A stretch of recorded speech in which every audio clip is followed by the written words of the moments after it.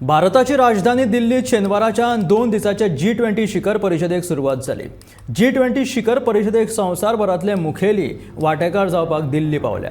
तातूंत ब्रिटनाचे पीएम ऋषी सुनक, जपानाचे PM Fumio Kishida, Bangladesh, Italy, ऑस्ट्रेलियाचे प्रधानमंत्री, युरोपियन आयोगाची अध्यक्ष उर्सुला वॉन डर लियॉन, IMFचे MD क्रिस्टलिना जॉर्जिवा हांचो तशेंच हेर मुखेल्यांचो आस्पाव आसतलो।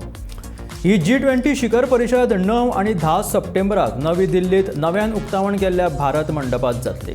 सरकारी नोंदणी प्रमाण ह्या 2 दिसाच्या परिषदे खातीर सुमार 4100 कोटी परस चड खर्च केलेलो आसा।